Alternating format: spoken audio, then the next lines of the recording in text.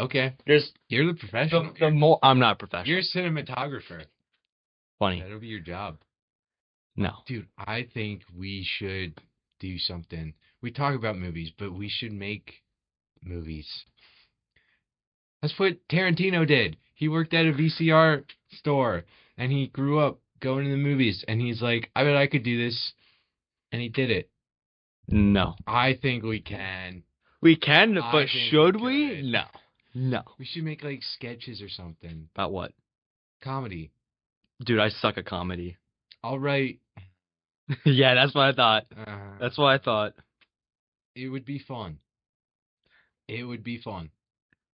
Which episode is that? Is that episode 1? Are we starting? Episode in We're- Okay, that was the. Oh, yeah. Okay, so a little banter. So you Little always have to banter. start off with some banter. Right. But first off, Micah has brought a whole sack of CDs, I also got a haircut.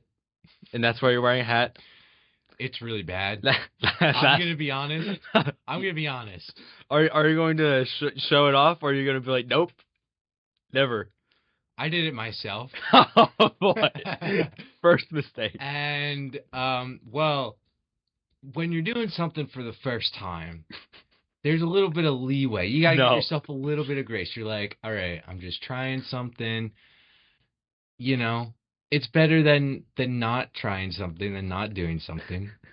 So I'm very like, I don't care about my hair. Like I always get it cutted, and I'm like, it'll grow back because my hair grows back really fast. It does. That's a fact. So in honor of Emma Stone, that's why I shaved my head yesterday for Begonia, which is a phenomenal movie. But I don't want to talk too much about it because I want you to go watch it because I think you'll really like it. We'll probably do an episode of it in the future, depending on how much I like it.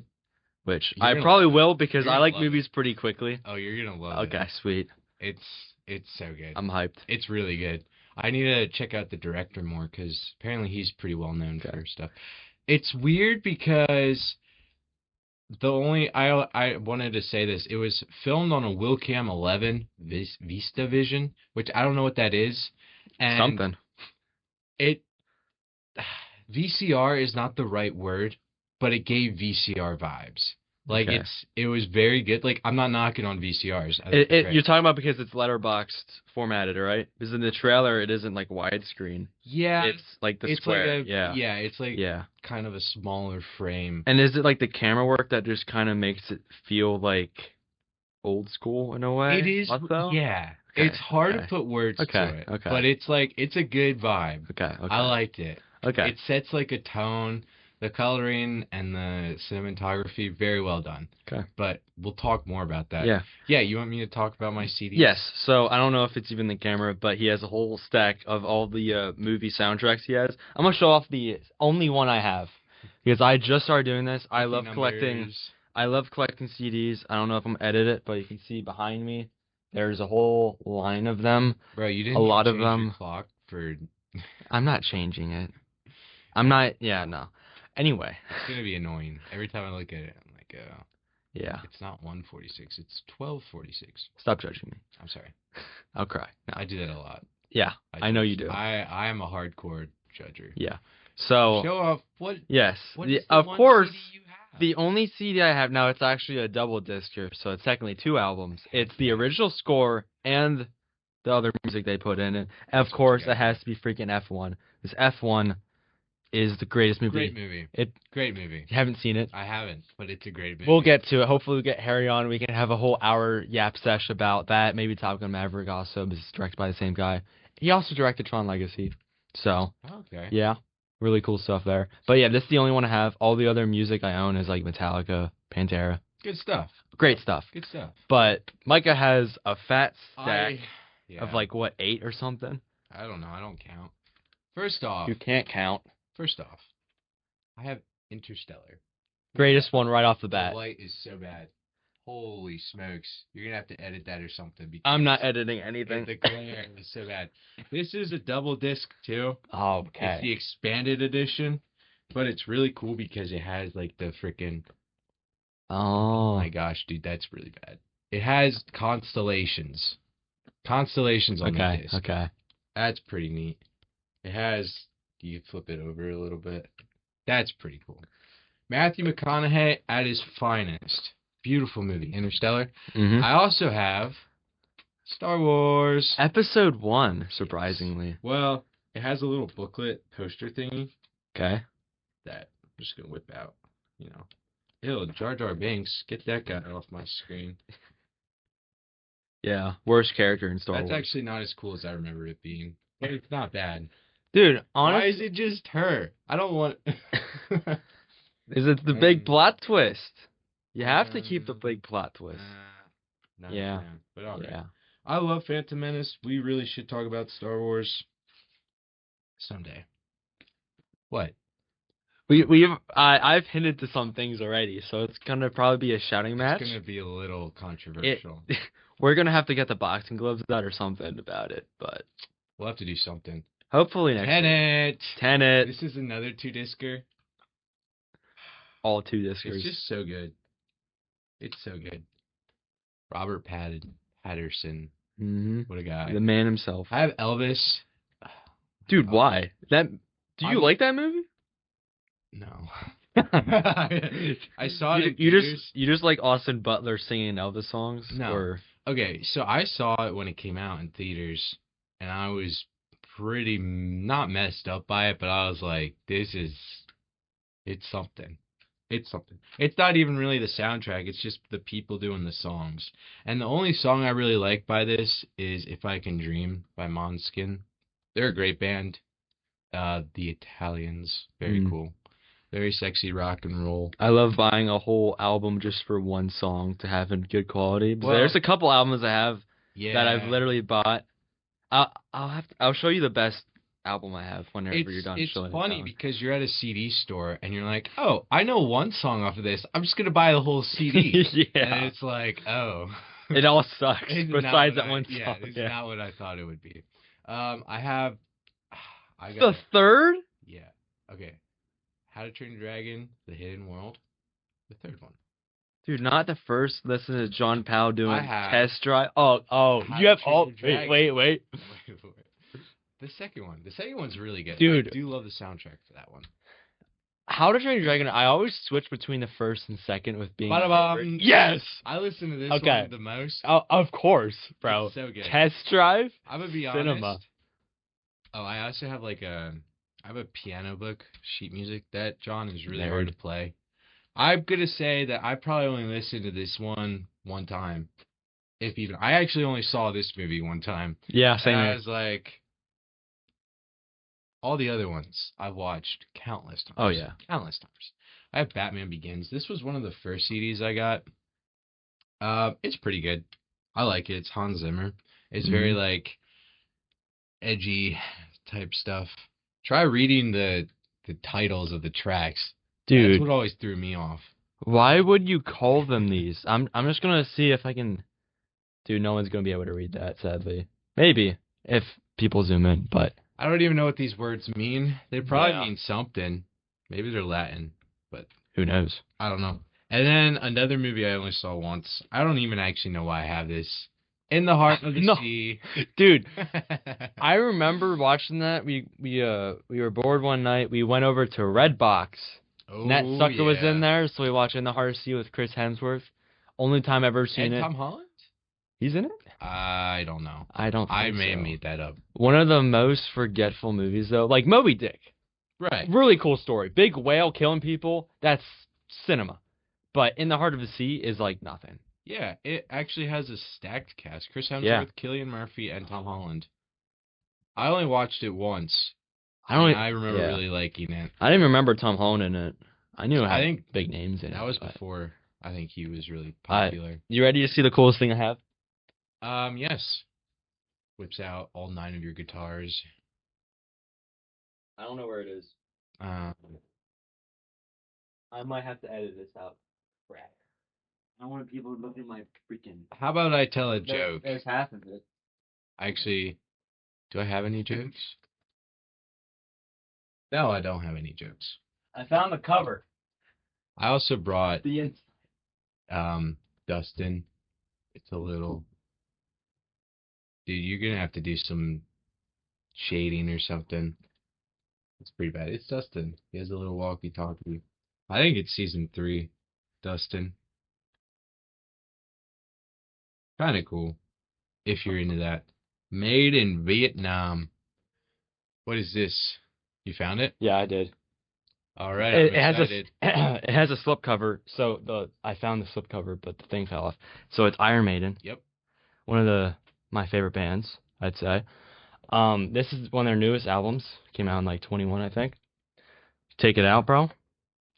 On the artwork on this sucker is just beautiful. How much you spend on that? This was like $30 at Walmart. It was I think it was Barnes and Noble. I think I got it, and then has all the titles in different language. Oh. I'm not saying which one because people would get mad if I said the wrong one. You don't know what language. I don't know the language. It's a double discer. It's one album but has 2 discs. Double discer. So that means they put the absolute quality in this. Oh yeah. Oh yeah. I always love that. Looks like one just falls out, which is wonderful. I got this for one song. The Writing's on the Wall. Amazing song. Okay. It's in my opinion one of Iron Maiden's best. Yeah. They have like over 17 studio albums. You got to be careful because there's going to be people who's going to be like, Iron Maiden was good back in the day. Oh, I love them back in the day. Yeah. Hallowed Be Thy Name, Wasted Years. Right. Amazing songs. I have their greatest hits. That's what they're known for. Yes, but Writing's on the Wall. Also, might be hands down their best music video. All their music videos, for the most part, suck. But Writing's on the Wall is like a full-on story. It's amazing. Do you? I'd have to show it to you. Watch a lot of music videos. I do not. I don't like music videos. Well, it depends on who it is because like you get like Lil Nas X and all of them, and it's like. Some of them are just like the same thing over and over again. Yeah, I mean, but I'd say this one's a really good one. Iron Maiden Writing's on the Wall. If we have time, maybe I'll show it to you. It has your word of recommendation. It does. You should write that down before you forget. I'll remember because I have it sitting there. Oh, that's true. Hopefully. Okay, let's talk about our watches for the week after a show and tell of our CDs because. Well, two of my coolest CDs that I own are both right there. Well, they're pretty good. Dude, the Star Wars one with the poster in it, that's sick. It's pretty cool. Poster sucks, but it's cool that it came with the poster. It's cool that it came with the poster. Yeah. I have 2 of Conan Gray's albums. Okay. Autographed. Which, I like Conan Gray. I like old Conan Gray. I like his first 2 albums. His new stuff, I don't know anything about. But his first 2 albums are pretty good. They're pretty good. That's all I'm going to say. All the haters in the comments. Yeah. It doesn't matter. People are going to get very mad at what I'm going to say. But I was at our record store right down the street. Yep. And I walked in because I knew that the album designer for Iron Maiden was there signing autographs. No way. And I walked in there and saw the guy sitting there. And I just bought a CD and walked out. I got Jimi Hendrix and just walked out. Heck yeah. I should have got. You didn't do anything. I should have got an Iron Man CD and got an autograph by him, but I didn't. And now I'm like, why didn't I do that? Or was he just? He was just here. I'm pretty sure. I mean, they know everyone though. Like, I mean. Yeah, actually. Yeah, like it. Yeah, it was really weird. I'll have to talk to them. Busiest I've ever seen them. Yeah. Yeah. I used to go back in the day, like when I was in high school. Back in the old days. Yeah, Bro's 21, only like 3 years ago. Yeah. 4 years ago. And I always loved it. I never went in the back. Like, I didn't even know the whole record section existed until I went with Harry. And he's like, oh, you can go back here. I was like, what? Yeah. But records are, I don't know. I don't like them. I think they're too expensive. They're extremely fragile, and they also degrade in quality the longer they go on. CDs, they just work. You pop them in, you're good to go. As long as they don't get scratched, they're fine. Yeah. So you still gotta be gentle, but you can still roll it across the room and be fine. Right. But you do that with a vinyl, it's like, whoa. I could just like frisbee this to you. Yeah. And as long as, even if it fell and the disc didn't fall out, it'd be fine. It'd be fine. Yeah. But a vinyl, it's like, whoa. Yeah. Whoa. I always love the scene in It's a Wonderful Life when her mom's at the top of the stairs. She's like, I don't even remember the context, but she just takes the record. She's mad. Good stuff. That had no correlation with anything. Yeah, it does not. I like to bring up random things that I remember. Anyways, what did you watch besides Game of Thrones? What season are you on? I am on 7. No, you're not. Really? I am. Wow. I thought you So were going on 5 or no, 6. no. So I'm on 7. I have 2 episodes until I'm done with 7.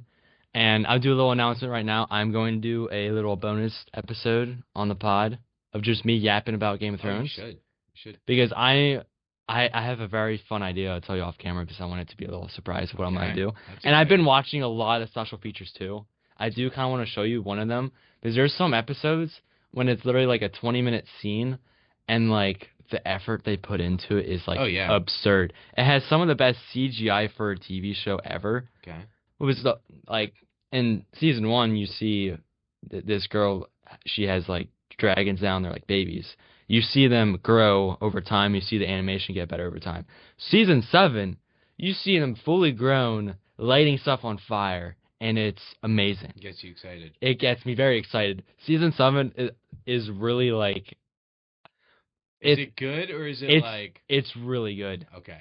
Because I thought, like, I heard season 6 and 7 is where it starts to, like, fall off. It hasn't. In my opinion, I think it still is as great as, like, season 4, season 5. Is like season 6 and 7, all they have going on is it just like all the different characters, they're all like coming together. Mm-hmm. So I'm like, I'm scared because I have 2 episodes until I'm at season 8, and I looked on the graph and they said the first 3 episodes are like okay, like they're pretty fine, and then the last 3 like bad, terrible. The last one's terrible. So I'm like, I'm scared because this is hyping up to literally be like the biggest thing ever, and I know it's just not going to happen. That's really sad. You're going to have to do like an analysis of why you think it fell off. Why you think it happened. Well, like, because, I don't know, are the directors, it's a different director for every episode, right? Not every episode, but there are different directors that do different episodes. Yeah. My thing with it is every season has only 10 episodes. But each one's like an hour long, so it builds up. Right. Season 7 only has 7 episodes, so there's 3 under. And season 8 only has 6. So if they just filled out everything, if all the 8 seasons had 10 episodes, it could have probably been the greatest show ever. Yeah. But because of whatever season 8's going to be, ruins the whole thing. I guess you'll see. I will see if, like, in our next episode, if I'm like, you're like, did you finish Game of Thrones? I'll be like, yeah. It'd be funny if you, like, watch all of it and then you just completely flip on it and you're like, this is the worst thing ever created. Dude, I can't. Like, okay, like, let's think about Lost. I haven't seen Lost, so I can't, like, personally say it. But Lost is, like, what I've heard is an amazing show. Yep. And they killed it in the last season. A couple episodes, they made the whole "it was all a dream" cliche. Yeah. It was terrible. But people still say there's still some really good seasons. People say season 1 is still amazing. Yeah. Yeah. So, my watches besides Game of Thrones and Blade Runner, which we're talking about today, I'm psyched. Because I've been thinking about Blade Runner a lot because, personally, I don't really care for Blade Runner. But the more I thought about it, the more I'm like, okay, it's pretty good. Yeah. So, the first one I watched was Shin Godzilla. Oh, okay. Yeah. So, I think I talked about it maybe in our last episode, whatever. So, I got this sucker at Walmart. And this used to be really hard to find. This came out in 2016, and it just didn't really have a theatrical release. I heard one guy I follow, he bought it online for like $200. Insane. That's a lot of money for one. I was at Walmart, and I literally just saw this. I'm like, oh, it's released now. Yeah. Let's see what this is all about. Because I was going to watch it, definitely legal. But now I have it legally, so it's like even better. Yeah, and I have it right next to Godzilla -1, so it's like classic. It's perfect. What were your thoughts on Shin Godzilla? It wasn't really what I expected. First off, animation doesn't really hold up well because I mean it's a Japanese film and they just don't have the standard as we do, so it definitely looks clunky, especially in the beginning of it, because Godzilla doesn't look like Godzilla. He looks like just some weird creature that's like. He looks really stupid in it, honestly. If I remember, I'll show you like a picture of him or something. I'll look up a picture. Yeah, okay. yeah. You see, I'm guessing. Interesting. Yeah. So I saw it off the bat. I was laughing. I'm like, what is this? And then like he goes back in the water, or whatever. And then terrifying. Yeah, and then he like crawls out, and he looks like the most terrifying Godzilla ever. Yeah. And he destroys everything, and it's sick because like the whole thing happens with like him shooting the purple flame out, and like his whole tail, and like his whole back goes, and it's like absolute cinema. And then he like, is it a part of the MonsterVerse or anything like that? It's a standalone. It's just a Godzilla. I don't know if they're gonna do a sequel to it. Also, the characters in it weren't bad. Their whole thing was they were all just government people, so it was all just them doing meetings. Yeah. And there was just some comedic elements to it. So I had no complaints with it. Just a typical Godzilla kind of. I wouldn't say typical, because typical would be like what we've done. 2014's Godzilla was like not really anything good. What's the one? Or that whole MonsterVerse? Ferris Bueller. Oh, the 98 Godzilla? Yeah. Terrible. That one. It's terrible. You like that? Dude. There's 3 different times when I'm like, oh, they've killed Godzilla, and then he comes back. It's like, oh. And there's like baby Godzillas and stuff. There's no point. I hate it. Okay. The other one I watched was The Town, a Ben Affleck starring and director film. It's a heist movie. I heard it's really good. I've seen the meme of they're all dressed up as like nuns, and they're like throwing money in, and they look over at a cop, and the cop just looks at them, and then just turns his head away. Yeah, they're like. And I'm just like, I want to see the context to this. It's just a heist movie. Not really much to it. There's romance in it, of course. Yeah, it's boring. Then I watched Snatch, which is one of the most underrated Brad Pitt movies ever. Oh man, stacked cast. What about Babylon? We'll get there at some point. Okay. I love Babylon. But Snatch, I don't remember any of it. And I watched with my buddies. I'm like, this movie, I remember it was pretty good. So let's watch it again. And it held up? Yeah, it held up. It had, stacked cast, as I said before. It revolves around like a box bet. And like Brad Pitt's like the boxer. But he was like a professional bare knuckle boxing, so he can like knock people out with one punch or whatever. And they're telling him that he has to go down in the 4th round because there's people like betting. And it's a whole, it's a whole thing going on. And there's like other groups at the same time focused on like a diamond that are trying to like steal, and a bunch of them are stealing it back and forth basically. And they all like interact with each other. It's really funny. Okay. It sounds good. There's a scene where like the getaway driver, he's like a really big guy, and they're like, they watch him like get out of the car, and he's like, what can he get away from? Like, just funny stuff like that. And then there's a scene of him trying to parallel park, and he like slams into the cars and stuff. And parallel parking, it'll get you. Yeah, it's hilarious. I also watched, it doesn't really count as a movie, but I watched 2 shorts of Blade Runner. There were special features of 2049. They didn't have any special features for Blade Runner besides the commentary. I wasn't going to do that. Yeah. But the commentary. I'm not to that status yet. Yeah. So they had 2 short films. I mean, they had 3. I only watched 2 of them. But they had Blackout, which is an anime from 2022. Yeah. It was cool. I started watching the Black Lotus thing that I did not like that. Yeah. Crunchyroll. I think it was a Crunchyroll original. I heard the animation sucks. Oh, it was so bad. It was really hard to watch. I didn't even finish it. It was like, meh. Okay. And then I watched a short film about, I forget the character's name, Snappy or whatever. It's in the opening scene. Ryan Gosling's there to kill a replicant. Yeah. And it's this guy. In the short film, it's about him before that happens. Actually, how he gets reported. So it's like, the farmer. Yeah, it's just him living his life in the city, and then like scuffle goes around, and he like beats the crap out of people. And then one guy like goes on the phone and he's like, hey, I think I got someone for you. And then like that's how it ends. Honestly, they could have put that whole scene in the film, and then they could have like incorporated a little bit more to like. But then you're like, no, it's long enough. It's already long enough. And then you're like caring for this character, and then you're like watching him live life, and then you see Ryan Gosling there. All of a sudden, it's like, oh no, this is not the main character. Like, I think that would have been cool if they did it. Do like a director's cut.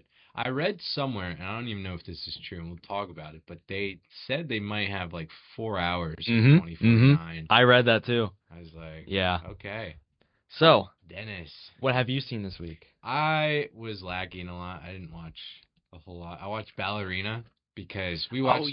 We watched 2049. I was like, I want to watch something with Ana again, Ana de Armas, and it was kind of like Tron Ares You don't go into it being like, I can't wait to see how all these characters develop. I hope nobody dies. No. I want to watch people get blown up. I want to watch people get shot. I want to watch people get beat up. And on that premise, that movie delivered. Okay.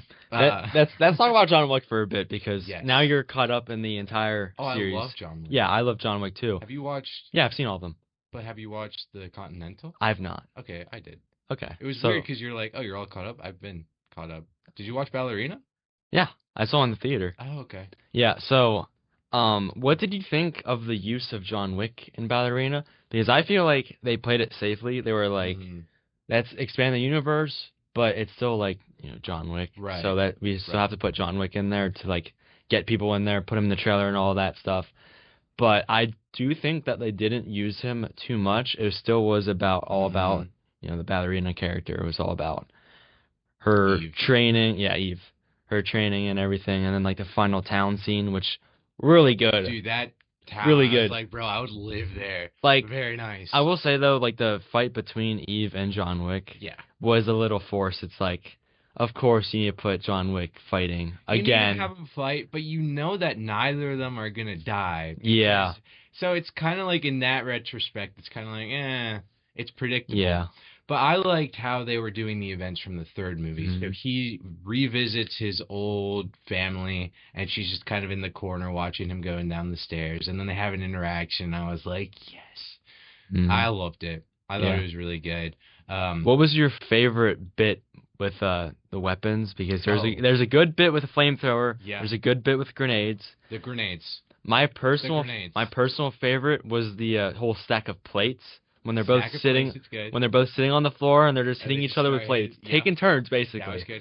I thought the ice skates was pretty gnarly. Yeah, that was pretty gnarly. But the grenade is just phenomenal. When using the door, and she shields herself with the table. I was like, yes, I was there for that. Yeah. The setup, like, the world is really cool with the Continental, and you have all these different buildings. I guess they try to do something with like a tribe, the unnamed tribe, which was fine. It was kind of like whatever. I don't know. Fun fact: there is I think it's episode or 2. Winston from John Wick is in Game of Thrones. No kidding. And Ed Sheeran is in it for a cameo. Like, I'm telling you, you'll be watching, you'll be like, wait, that's freaking. Yeah, I'm like, because I saw that, I'm like, no way, he's just in here as a soldier. But yeah, he was.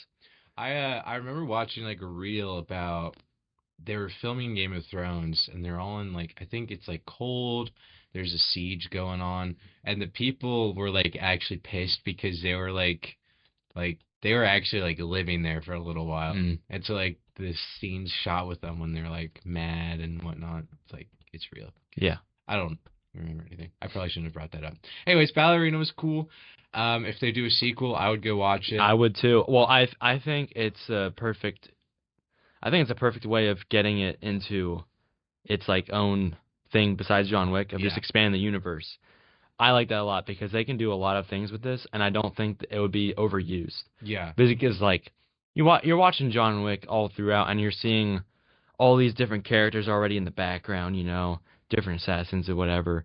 And you see, like, their whole money exchange with the coins, and, like, there's a bunch, the high table. There's so many cool things that you can do with it that it's, like, you kind of just need to do at this point. You should watch The Continental, I think. Okay. It's only, like, 3 episodes or something? I think they're, like, an hour and a half each. It's interesting. It's not, like, really John Wick-esque. Like, I don't think they're very accurate with the firearms and whatnot. But it does show Winston's rise to power. The actor who plays him is really cool. It has Mel Gibson in it. Okay. It's not bad. It's like it's a decent watch. Yeah. It kind of like it just shows Winston's rise to power and how he gets the Continental, because he essentially just takes it over from this other guy. But first they have to get rid of the other guy. So it had cool elements to it, but it was kind of just like a typical show. It didn't really feel like John Wick, but it wasn't bad. Yeah. Okay. Let's also talk about John Wick 4. Yeah. Because John Wick 4, my opinion, is the best out of the bunch. Oh, I agree. It is longer, but that last hour. Oh, you just hate the Frank guy. You just hate him. You're like, dude, this guy. So if you haven't seen the worst villain. If you haven't seen the John Wicks, please watch them. Come back or just ignore us, skip this Keanu part, Reeves. whatever. 'Cause I want your opinions on the ending of John Wick 4. Okay. Because he literally gets shot and dies. Yep. But there's talks about John Wick 5. Yep. It's gonna be a prequel. So he is dead. Is that like confirmed, or is that just what you're thinking? I think it's confirmed. Okay. I just saw a post for John Wick 5 and it's like coming soon. It's like, I swear, if you retcon the ending to the fourth one, I'm done. I don't think they're gonna do that. They have to do it a little bit differently because I know Keanu loves doing these movies, but it takes a lot out of him. And I guess there's kind of just a certain point where like it's just violence at this point, and we love it. But it's like, how many times can you shoot a guy and still have it be entertaining? Yeah. So I don't know what they're gonna do. I think it'd be cool if they did like a little thing of how he got out in the first place. Like a romance, like Keanu Reeves romance rom-com movie, but it's set in John Wick about how he meets his wife. Yeah, Helen. I loved the ending. I think it was really good. I thought it was just perfect. Like he's on the stairs, he like undoes his belt and all of the magazines just like clank off and he just lays there. I thought it was really good. It was really touching. It's like the hero, but he gets his vengeance. He kills the guy at the high table in a duel. That was really cool.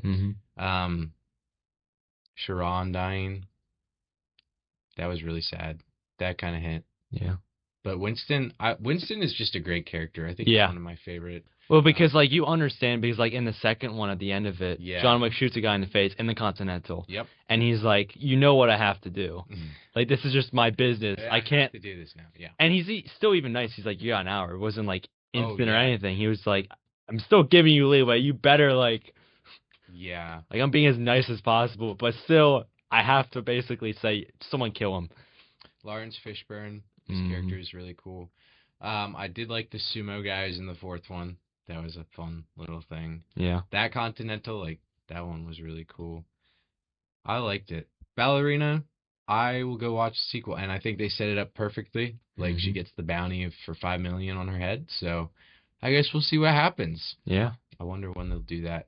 I also watched Watchmen, which was really the only film I watched besides Begonia. Watchmen was like 2 films because it's 3.5 hours. So that's my excuse.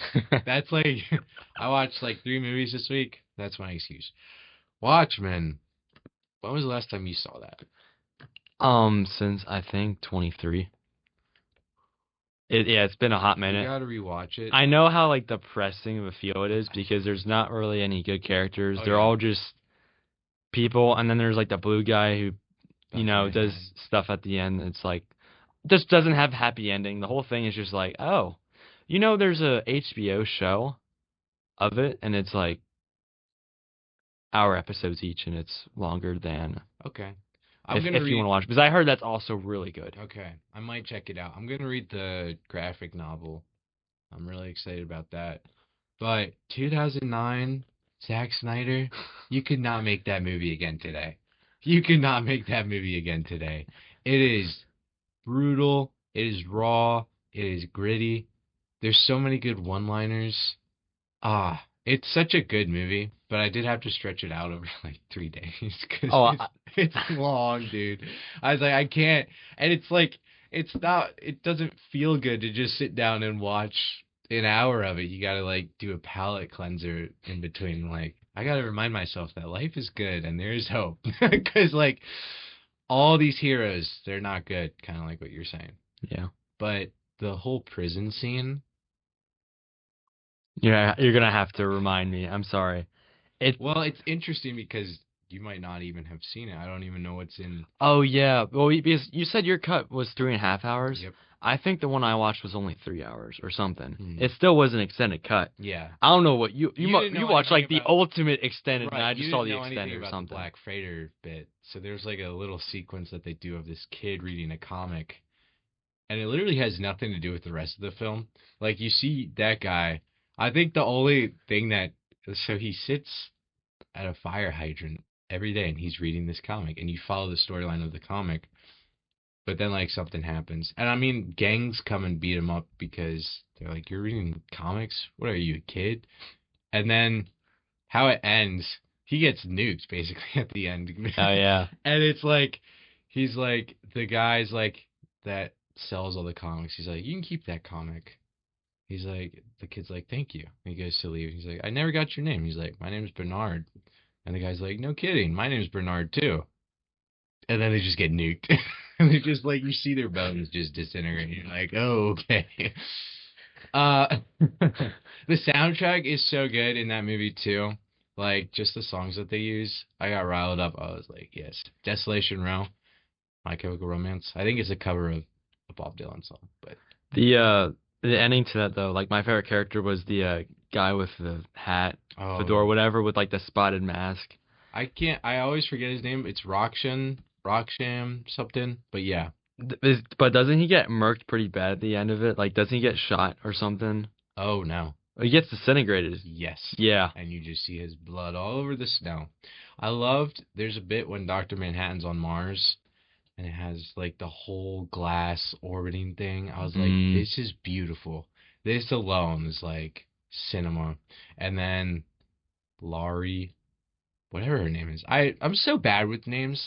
That's actually like a really bad problem. Like I just watch a movie and it's like, oh, I don't know. I am too, but when they hammer it so far, it's always happens with shows. Attack on Titan, I know all the characters' names because they keep saying it over and over and over. Game of Thrones, you know every single person's name because it's dude. I'm telling you, watch the first freaking episode or two when we get to. Yes. And then you can do a little review saying if you want to continue it or not. I'm going to hate on it just because I really don't want to get sucked into that and watch all of it. Why? Because then I'm not going to watch movies and we have a podcast to run. We can do a whole episode on Game of Thrones though. If you watch all 8 seasons in a week, we can do a whole episode. Dude, that's not even physically possible for me. Just take off work for a week. No. No, I'm not doing that for Game of Thrones. But anyways, that girl, she like hits her head. No, she doesn't hit her. She punches the glass thing and it all shatters around them. Pretty cool. Mm-hmm. There's a scene with Roxanne, the psychological guy with the mask. He's in prison, and he's so funny. His one-liners are so good. There's this one guy, they're getting lunch, as you do in a prison, and this guy is like poking at him. He has like a shiv. And he just beats the crap out of him. He breaks the glass. He grabs the fryer filled with oil, and he pours it on the guy. And all the cops are coming in. They're, like, holding him down. And he's like, I'm not trapped in here with you guys. You guys are trapped in here with me. And I was like, yes. And then there's this whole thing where he's this, like, little short guy with the cigar. And he's like, he wants to beat him up. And so he gets like 2 thugs. And he's in his own jail cell. Does any of this ring a bell? Or is like, no. Okay. That's the thing though. Because I used to literally watch a movie like every single day. And it was like by the end of the week, I'd be like, what did I watch? Yeah. No, that's fair. Like, I mean, I watched The Expendables. I literally know nothing about that. There's a couple movies that I'm literally like, I watched it. That's it. Yeah. Well, so the thug grabs the bar, and so he, like, pulls his hands in so that they can't open the door. And they just, like, end up just chopping his arms off. Not even chopping them off. They get, like, a saw. It's not even a chainsaw, but it's like a blade, and they just, like, chop his arms off. And the guy dies, and he's like, you're out of my way. And then he electrocutes the other guy with his toilet. And he's like, I'm 2 for 2. He's like, come in here, finish it. And the guy just runs away. Dude, great film. Phenomenal on so many levels. Zack Snyder at his finest. But it is interesting because I was thinking... Better cut is him at his finest. I was like, no. You're not even there yet, buddy. I was like, how do you make Watchmen and then make Man of Steel? Like, they just... Yeah. Man of Steel is good, but they just don't compare. But then I was like, well, I guess he had the whole graphic novel to go off of. Because Watchmen in itself, Alan Moore, he did V for Vendetta, too. Yeah. A ton of other stuff. Have you watched V for Vendetta? Yeah. Good movie. Yeah, really good. Have you seen Constantine? Yeah. Keanu Reeves? Yeah. Oh. Yeah. Oh. That's one I actually want to rewatch at some point. So that one's so maybe good. this week, hopefully, maybe. Oh, you should, dude. Because when I'm done with the Game of Thrones, this is your schedule's like, oh, what do I do with my life now? well, the issue is though, Stranger Things season 5 is coming out Thanksgiving, and I like to rewatch season 4. Who cares? I was going to rewatch the whole show, but I'm like, I literally don't have time for that, so I'll just do season 4. Who cares about eating turkey with your family? Just watch Stranger Things 5. Yeah. Are they gonna do the thing again where they release it in like different parts? Yeah, it's gonna be 3 parts. So it'll be Thanksgiving, Christmas, and then New Year's Eve is the finale. Oh, that's such a weird gap, but I guess they can do that because they pull the shots. Yeah. Well, also this is the biggest Netflix show. After this is released, I'm guessing a lot of people are gonna like cancel their Netflix subscriptions. You know what's funny? That's a strategy. We first got Netflix because we were watching Stranger Things because season 3 just came out back in 2019.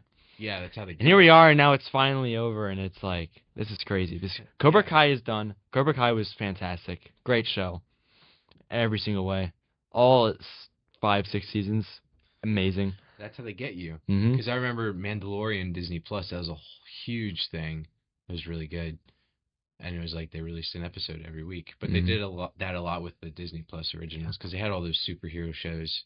Yeah, not even the good ones. They didn't even do Punisher. When it comes to streaming, yes, and you make when you make a show, you release an episode every week. You do not release it all at once because there's people like me that binge the whole thing instantly. I like to do that, but then I'm like, wait, what was even the first episode about? Like, I like watching an episode and then having a whole week to contemplate and being like, what's the next one? Yeah. Because the first one, ended off with this character, like, maybe getting murked. What's going to happen, And then you watch the next one. But, like, Game of Thrones has some perfect times that would have been terrible to sit for a whole week and been like, dude, what's going to happen? What's going to happen? What's going to happen? I need to know, but instead you're just I like that so much more. I mean, I like Disney Plus for doing that because I feel like they do that with a lot more of their shows. It's a good strategy. And Netflix doesn't really do it. They're just like, here's the whole thing. Yeah. And the other issue is Stranger Things is so big that if I don't watch it within 3 minutes, it's really going to be spoiled. Big? It's really It's the biggest Netflix show. I'm fairly certain either the first part or the finale is going to crash Netflix. I'm going to say but we'll get there. The best part of Stranger Things... Season 1. Is that what we're going to say? Yes. Guess what I'm going to say what the best part about Stranger Things is. Someone getting died, probably. What? Hopper. Oh, yeah, Hopper. Where are you at, bro? Someone dying? Bro. No, Hopper. Dude, you know the funniest thing, though, is they, Hopper. They did, like, posters, like, personal posters for, like, every single character, and the last one is some random kid no one has seen before. It's the last season, and you're introducing new characters still. Is it the last season? It is. I don't think so. Dude. There's way too much money. Dude, I did love Steve, though. Yeah. All the seasons, like... Steve has such a good arc. I do remember I used to work with a friend, and she was always like, I hate Steve. Steve's the worst. As I was watching through it, I was like, no.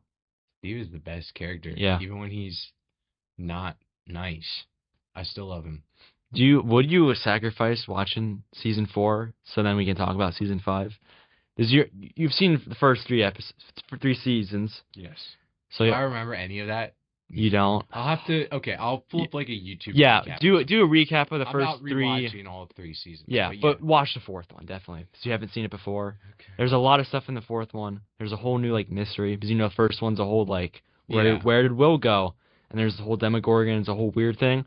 The 4th one is like that, but ramped up a lot, and it's like, what is this? That has nothing to do with like anything we've seen before. Okay. Really cool. It is fairly disturbing, even though it's still somehow TV-14, but yeah. So I feel like they just give MA ratings to like everything these days. Like Game of Thrones could have easily had like a PG rating. No, I'm joking. No. Yeah, I'm joking.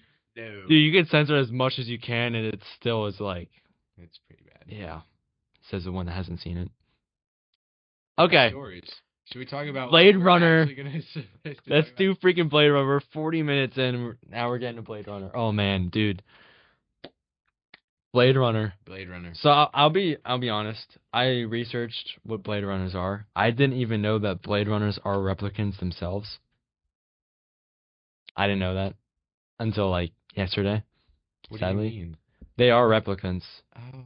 This Ryan Gosling's character, he Well, like yeah, he's a replicant. You didn't know that? Yeah, he is a replicant. Yeah. I didn't know that. No, but I'm talking about Deckard. I was like, dude, Deckard's not a replicant. Well, theoretically, whatever. I don't want to. Did you hear the whole theory though that Harrison Ford thinks that he wasn't, and then Ridley Scott said that he was, and it was like. I'm going by book canon, and Richard Deckard is not a replicant. Okay. But yeah, no, Officer K. You didn't know that? Oh, it made sense. I didn't really think about it much. Okay. But I'm like, okay, that makes sense. With Blade Runner, I need a lot more clarification because it kind of his whole freaking name is a serial number.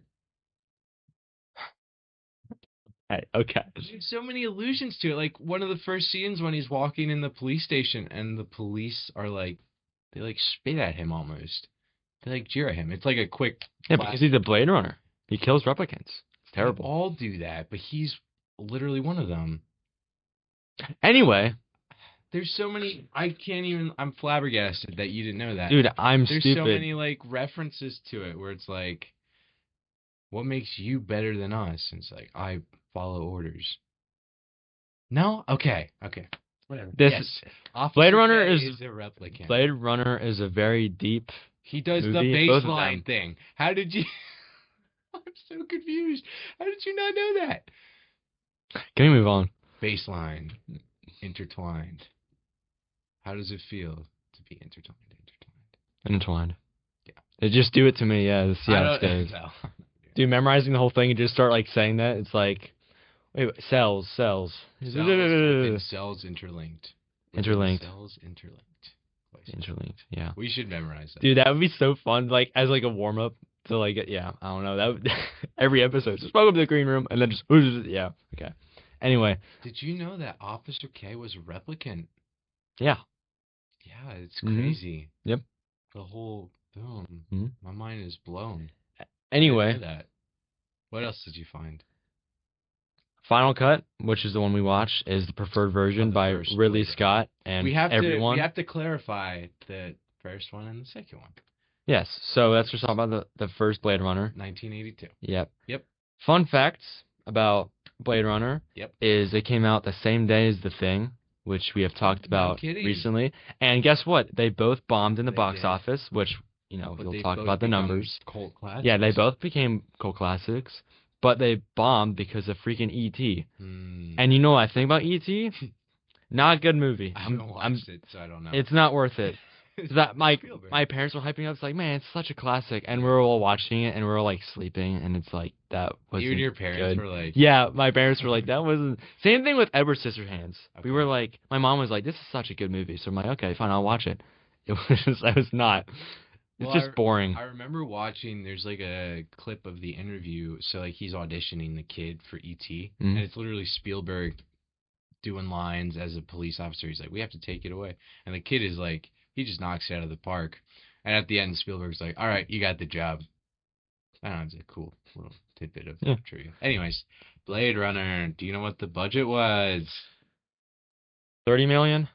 $28 million. 28. But it's weird because inflation and whatnot. Yeah. And it bombed and made $41.7 million. Yeah. So not great. Yeah. But I heard that it when they re-released all these different cuts of it, it kind of made a little bit more money. Yeah. Kind of came back. Well, I mean, the theatrical just sucks in general, so it made sense why people just didn't go and see it. Yeah. Because, I mean, he filmed a 4-hour movie, basically, and he had to cut it down to 2 hours. So it just had to throw away 2 hours of it. So he was like, well, I guess I'll just have to put a lot of dialogue over top of it to explain some things. Harrison Ford thought it was stupid, so I'm pretty sure if you watch that cut of it, he'll be like grumbling it because he didn't want to do it probably. He also hated it because he had to do so many voiceovers, and he wasn't a big fan of that. Yeah. What did you think of Blade Runner? Let's talk about what your thoughts on it were. So, the first time I saw this, I watched it off of Netflix, and I was bored out of my mind, and I'm like, I don't understand why people even call this a cult classic. Mm-hmm. Now, we watch it together. I think it deserves a spot as a cult classic. I still do not call myself a fan of it. I'm still not like, dude, let's watch Blade Runner. Like, no. Right. I don't care. I think 24/9 is better, which we'll get into. But just the original one, I have a lot of respect for. It's beautiful with how like depressing it is. Because it's just the music, the soundtrack to it is like a very like mellow type of like, this is just how life is, and it's just, whatever is whatever. And funny fact, but not fun fact. I don't know, like phenomenal. Like that's my thing. It's just stuff like that. I'm sorry. That's my it's copyrighted by you. I listened to 3 Pink Floyd albums a little bit ago, and I was like, dude, some of this reminds me a lot of Blade Runner with some of like the symphonic stuff they do in it. It was just like, this makes sense. Well, you know who did the soundtrack for the original? I know who was going to. The guitarist to The Who was going to do a lot of it.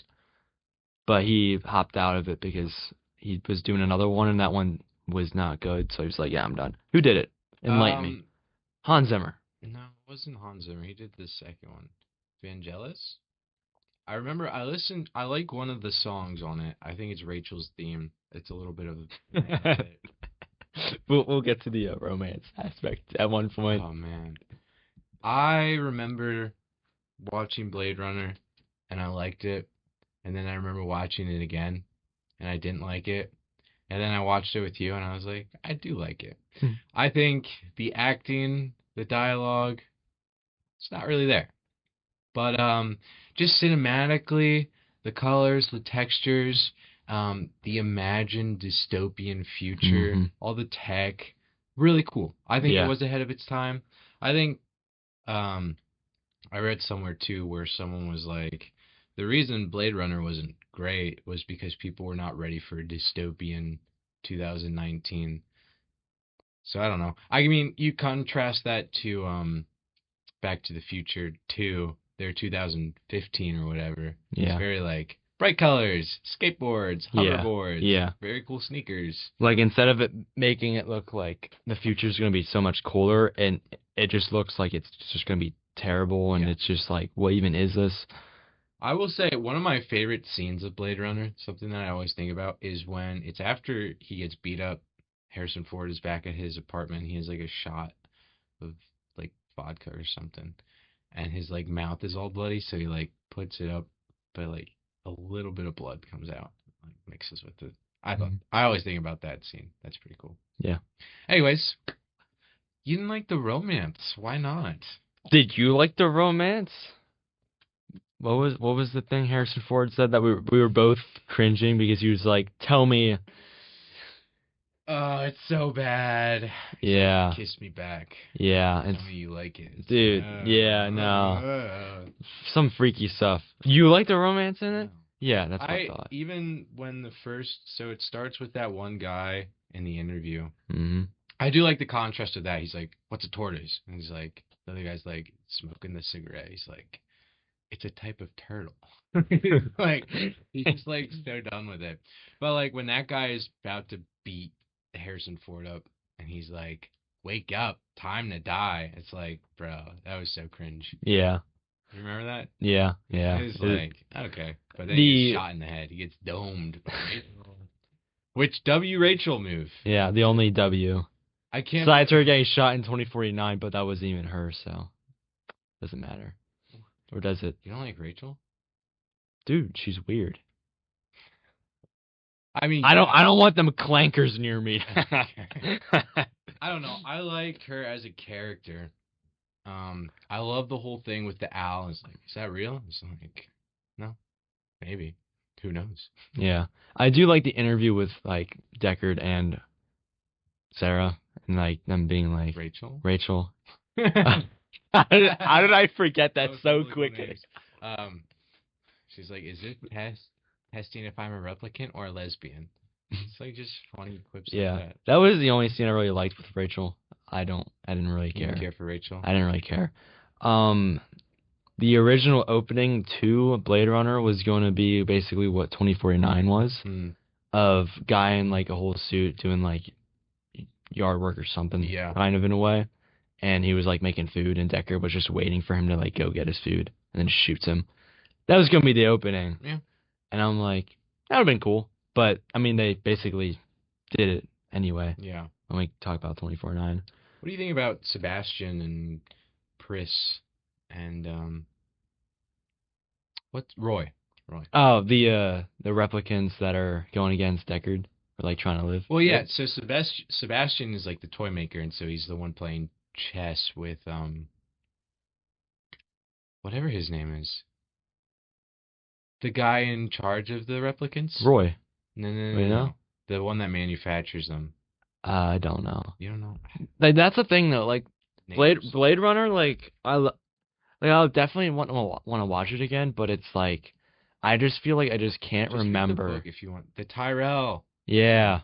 Yes. Dude, Tyrell, that's a name that's in Game of Thrones, but that's a different story. I'm Dude, sorry. What did you think about Tyrell? Like Roy and Pris, the scene. Okay, well, I ask questions, then I'm just gonna banter on. But what did you think about that?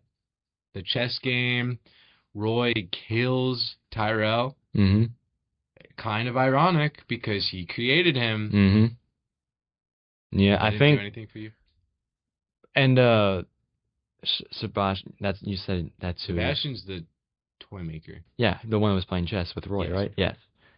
And Tyrell. Roy shoots Tyrell, right? He gouges his eyes out and chokes him. Bro, you need to. I need to watch it like 3 times in one day. I'm gonna make you rewatch later. Yeah, I mean that was the first. Okay, because we watched Blade Runner, and then a whole week later we watched 24/9. I will say, and then a whole week later now we're talking about it. So it's been 2 weeks. I've seen it probably more than you, so I'm able to remember all this, and it holds a depth because I love the book. Yeah, that's true. You know the book lore, so you can like compare the two, and then you can. Oh yeah. Do you know Ridley Scott didn't want to do it? Blade Runner. When did Alien come out? 79. So 3 years. So he had that memento. Yeah, and he didn't do the sequel Aliens. He didn't direct. Right. James Cameron did. James Cameron. Yeah. No. Frick blue people. Yeah. Yeah. Anyways, yes. He didn't want to do. Yeah, he didn't want to do it because he was originally planned to do Dune. No kidding. As you know, the 80s Dune movie that is not good, but it exists. I mean, I'm pretty sure David Fincher is the one that actually did it.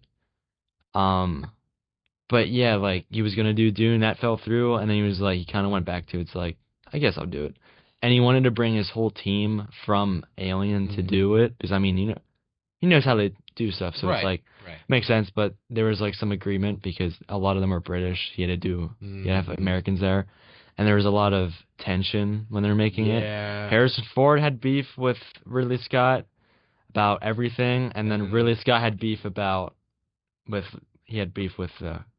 crew makers. Sean Young. Sure. The girls. I heard he asked her out, and she said no. Dude, that sounds something like you would do. Pissed. He's like, you're gonna have to do all these scenes now. Oh, I don't know if that's true. I read that. Right when she says no, he gets Harrison Ford is like, okay. Tell her. I'm writing a new scene in for you. Oh, that's easily one of the most uncomfortable scenes ever, though. Oh man, that's tough though, because like there was like so many complications, and that kind of sucks. Like it's not a fun experience for anybody if you have beef with the director and you don't want to do stuff like this. But also when like the corporation gets involved and you're like, you have to do it on this budget this way. He's like, I want to do it this way. No, you can't do it that way. You know the first kill Deckard does in the movie with the snake girl? Mm-hmm. You know, first off, snake is completely real. Okay. It's pretty obvious. But that actress, that's her pet snake. Oh. Actually. And I'm like, that's kind of funny. But it's just like, slug on the shoulders like, okay, let's just do the scene. Yeah. The whole scene when they're on the roof and it's raining and Roy says, I've seen things you wouldn't even absolute cinema. Beautiful. That monologue. Beautiful. Oh man, amazing. Gone like tears in the rain. Mm-hmm. Beautiful. Phenomenal. Beautiful scene. I think I've said this before, but you can visit that rooftop in Cyberpunk. Okay. 2077. Yeah. It's a pretty cool nod. They have a ton of Easter eggs in that game. which you should play. But when I get to it, I'll get to it. Because I'm planning on doing Red Dead 2 when I'm done with Game of Thrones. Honestly, that's a good goal to have. That's gonna consume your hours. It's pretty good. We should watch Tombstone then. Yeah. Another fun fact I'll give out is I'm pretty sure it's only in the theatrical cut. Mm-hmm. Because the ending of it shows like scenery and stuff with the credits going. Yep. And that is from The Shining. Kubrick gave unreleased footage of the opening to The Shining because that's the opening credit scroll is just scenery of that. Oh. Maybe even the ending. I forget how the ending credits were. But yeah, so because Kubrick loved Alien. Yeah. So he was like, hey, I'll give you this. And of course I have to bring up Kubrick because classic. What our next episode's going to be. So exactly. Yeah. Good old Kubrick. Yeah. Any other facts, or should we move on to 2049? That's it. I don't really have any notes for 2049. I will say, films like Ghost in the Shell, The Fifth Element, and The Matrix were all influenced by Blade Runner, which makes sense. I heard, a lot of people. I mean, cinema is such a phenomenal thing because phenomenal.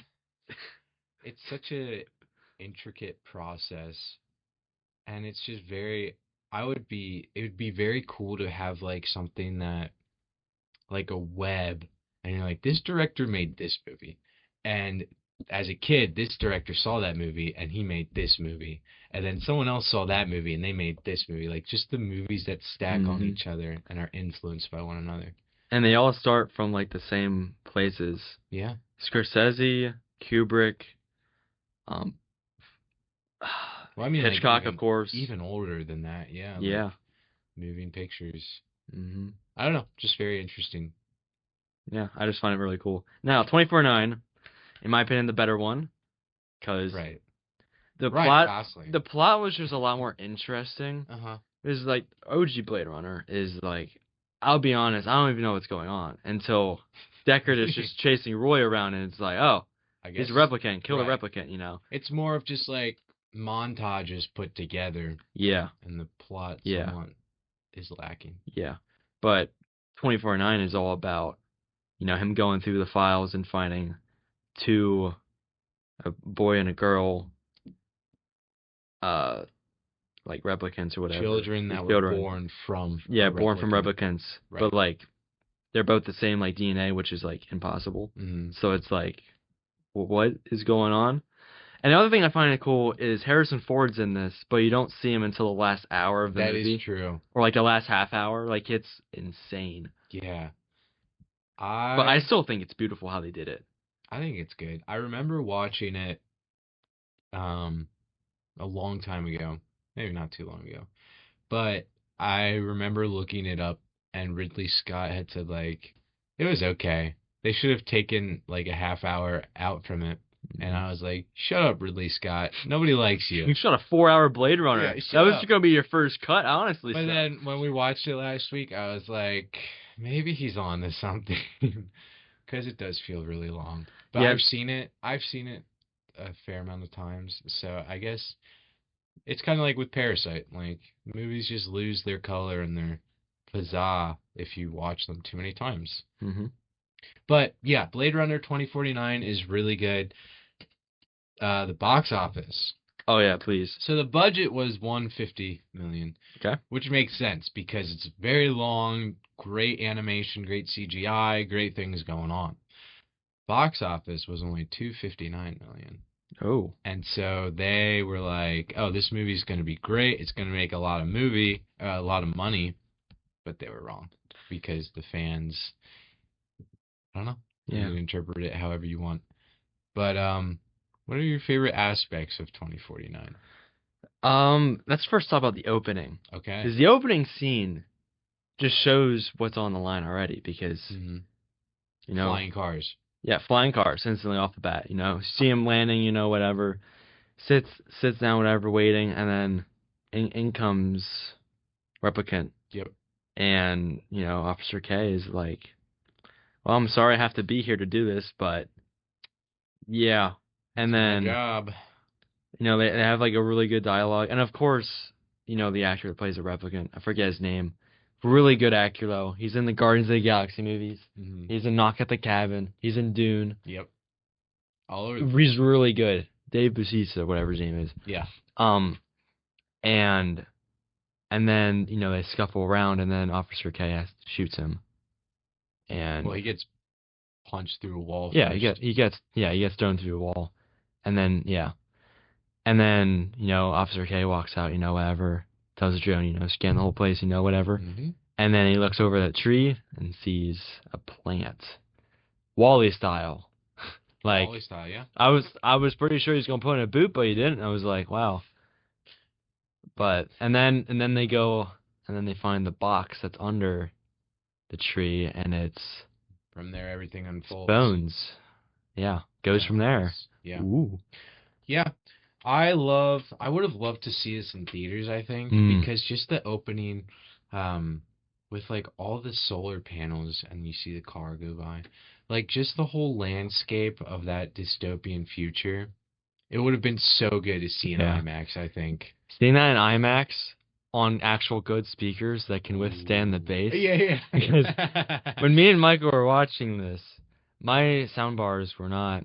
They were not up to the task. Yeah, they were not. They were doing their best, but I'm actually gonna order a subwoofer, hopefully, because that should, if I crank that up high enough, then should work. Should be hopefully. Good to go, yeah. But we'll get there when we get there. Blade Runner 2049 is really good, but it did feel really long when we were watching it again. The plot is fairly slow. Mm-hmm. But it does just keep going. Like Blade Runner, I don't know what's going on. It just, this happens and this happens, this happens. But in 2049, it's like, I'm going to go here to find out this thing, and then I'm going to go here. And it expands the universe so much more of Blade Runner. So Blade Runner 82 takes place all in like the same town, whatever you want to call it. Los Angeles. Okay. And then, 2049 is like Los everything Angeles. Where, and then it ends off, but it goes to Los Angeles towards the end. But then they're going off-world and stuff with the seawall. Mm-hmm. Pretty cool. Stacked cast. We have Ana de Armas. Jared Leto. Harrison Ford. Robin Wright. She's pretty cool. Mm-hmm. She plays Buttercup in Princess Bride, but she's like the one in charge of Officer K. Yeah. Really cool character. She's like all bossy and whatever, but she actually like cares, and it's like, oh. Wallace's android, I guess. I don't even know what she is, but she's a really good character. Okay. She's very violent. She takes the bones. You know who I'm talking about? Yeah. The one who gets black hair drowned at the end. Yeah. And she's like, I love it when Officer K gets like shot down, and like all these people are coming, and she just drone strikes them. Yeah. She's like, get up, do your freaking job. I don't know. It's just funny. I like before that Ryan Gosling was like taking them on. He was like actually like shooting them, whatever, and then she's like, and just kills them all. They all like, well, he was doing good, but then they all come up. Yeah, it's good. I feel like there's not a whole lot of violent, like there's good fight choreographed sequences, but it's not like there's not much. Yeah, because there's the ending water scene, of course. There's Harrison Ford duking out with K. Officer K is just taking it. Yeah. Well, Harrison Ford didn't pull back with some of his punches. Like he actually. Oh, I believe it. Yeah, he hit Gosling a couple times. I hope they're friends though. They are. I'm pretty sure it was accidents, but I definitely, if I was working with someone I didn't like, I'd definitely be like, oh, I'm sorry, and just swing one at them, But it's I do love the reels. I think you sent me a reel of just the dynamic they have together. It's really fun. Oh, yeah. It's really cool. Dude, the interview with the, there's a girl that's like, wow, this is from the original Blade Runner. Like, oh, what do you think of it? And she's like, I haven't seen it. Yeah. Yeah. And then they start like getting drinks or whatever. They're like, this is gonna be like some type of interview. Oh, yeah. Dude. And she's like trying to like make the interview sound cool, and she's ever saying stuff. Yeah. But honestly, my favorite Blade Runner clip, even it's not in Blade Runner, but like, really cool. Yeah. I love the whole casino hotel thing that Harrison Ford's at, and then you have Elvis popping up, glitching as they're fighting. Glitching out. It's so good. Cool. It's good. It's really good. And then whatever happens to Harrison Ford's dog, no one knows. No one knows. Dog was a replicant. Doesn't matter. Was it? Officer K, he's like, is that a real dog? He's like, I don't know. Why don't you ask him? But he poured him out some like whiskey. So it's Yeah. like, I don't know. If you don't feed your dog some alky every so often, you're not a real dog owner. That's all I'm saying. Hey, I don't own a dog, so I can say neither do that. I. Cats, but I'm not. Cats, my bro. beard. Dogs are better. Dude, what else? Jared Leto. Best acting thing that he's done. Yeah. There's not much to it. Yeah. But his character is kind of cool. Yeah. Wallace Corporation. Mm-hmm. He's just like, I have been wanting to meet you for a very long time. And then he brings out like a replicant of Rachel. Yeah, Rachel. I was gonna say Sarah again. I'm sorry. It's okay. Of Rachel. Is there someone from Game of Thrones called Sarah? No. Okay, you're just. Not that I can think of. You're just messing up. Tyrells are in it though, so whole family, House of Tyrell. Yeah. Kind of. Not really. Tyrell gets shot. He probably didn't have. I'm talking about Game of Thrones. Oh. I'm playing. Yeah. I wonder if Wallace was a replicant because he's a little weird. Mm. He has like glowing eyes. Just a strange guy. Maybe he's just blind. Maybe. Have you seen how he acted? Never looked anyone in the eye. Yeah, no, it's just interesting conjectures that you can make. Just cold-blooded. They just like analyze all the replicants, and then Rachel, he's like, her eyes were green. And then they just shoot. Like, all right, put her down. And he still is like, he feels like he's still he looks back and he's like, yeah. Dude, that was brutal. He still look exactly like her. Whatever that chick's name is, she might not even have a name. But it's just pop. Yeah. Straight to the face. Yeah. Holy smokes. That was brutal. Oh, yeah. She does not mess around. Yeah. Oh, and then the heartbreak moment when she stomps on. Yeah. And then she like runs over and says, I love you, and then cuts off. Never again. But don't you find out that she, like, her computer programming is to basically be like a girlfriend? Yeah.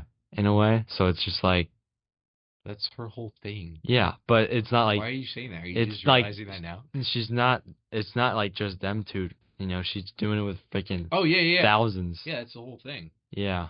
But it's very... Like, I would never do that. Like an AI girlfriend for, like, literally everybody. Yeah. But it was very interesting how they do it because in the beginning you see, like, she's just a projector. Mm-hmm. Like, the clanky thing, like, it's not even in all the rooms. Yeah. She comes out with the meal or whatever. But then he gets her the upgrade, and so now she can come with him. And they're driving together. And they can't touch. It's very interesting. Yeah. But it's like, it's funny when he's like analyzing all the DNA and she's talking to him. And she's like going through him kind of. And like, there. Yeah. That was really cool.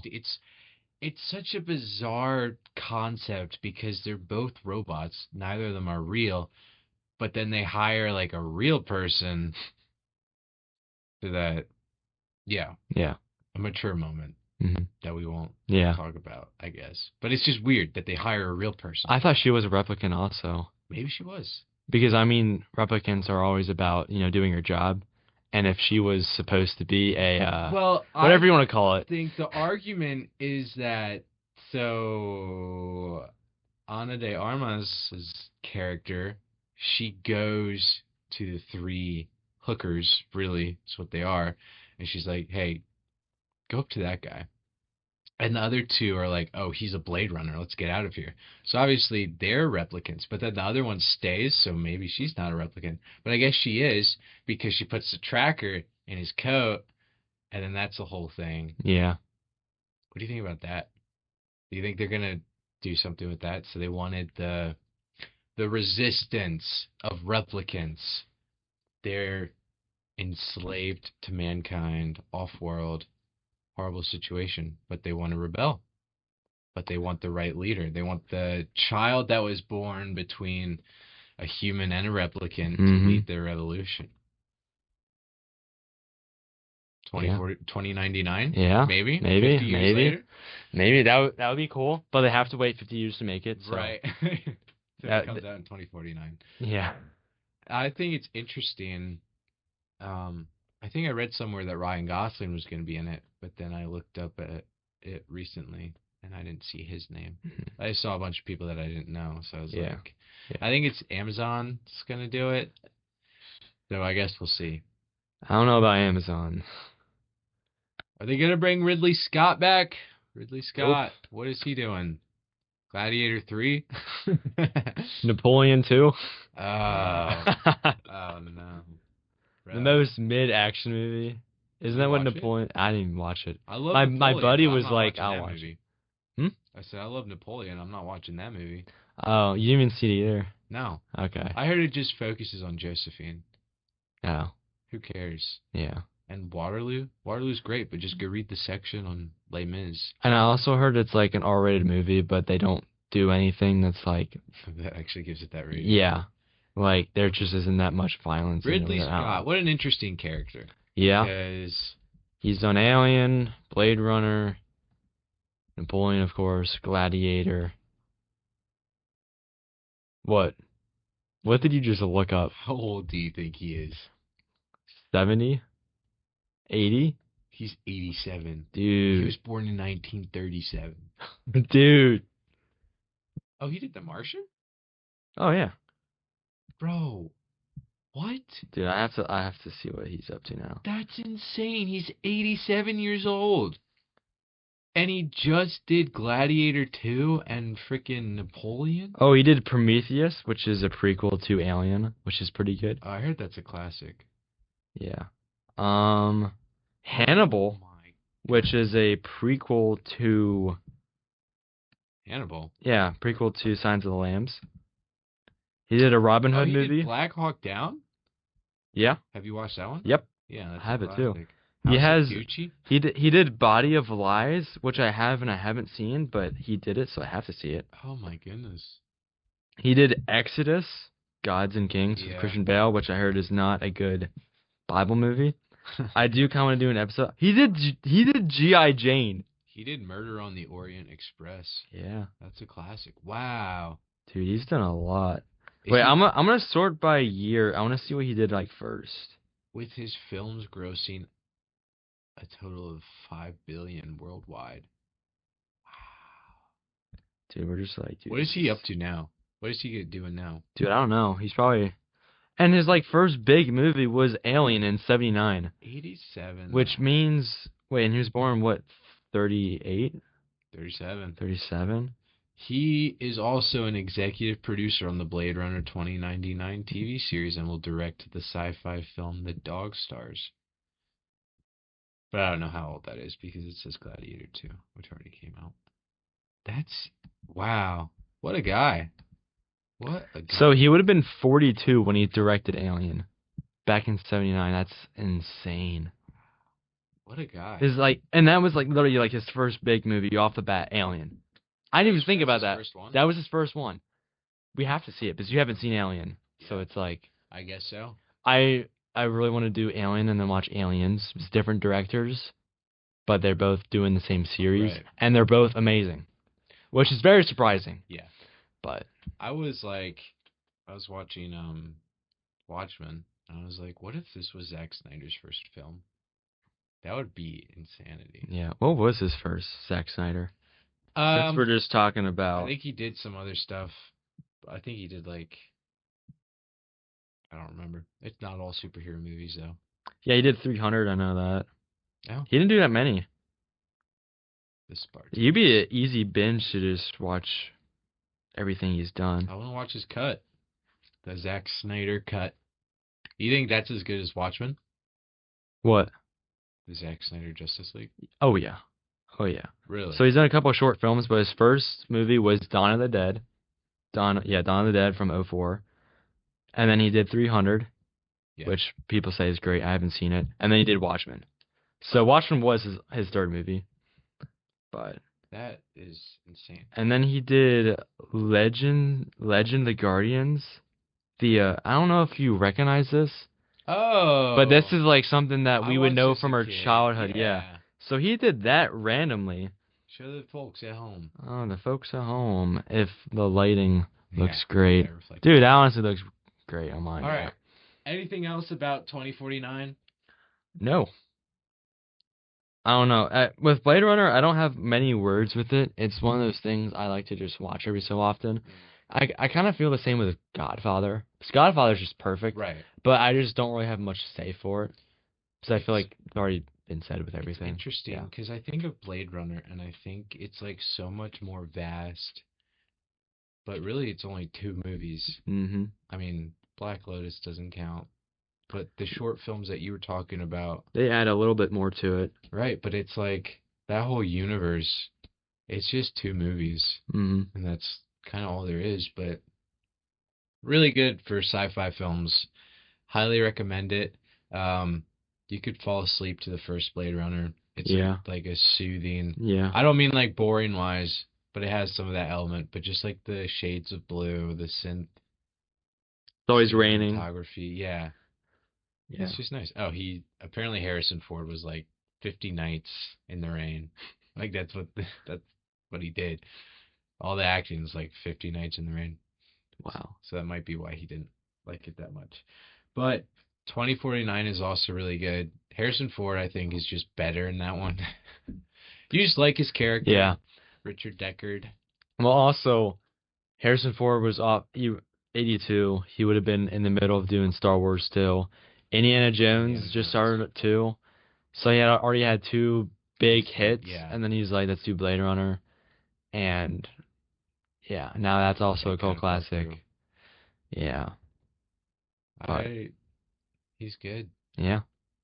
Harrison Ford, great actor. Indiana Jones, love Indiana Jones. Star Wars, love Star Wars with him. Cool. Yeah. I think that's a wrap, unless you have anything else you'd like to say. I do not, surprisingly. But, yeah, Blade Runner. Next time we talk, Game of Thrones is going to be done.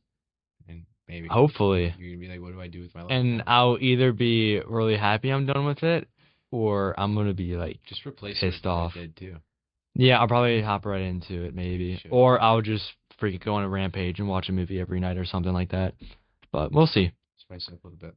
Wow. So, great episode. You're going to say the line? You should say it. I'm not going to say Absolute Cinema. There it is. Yep.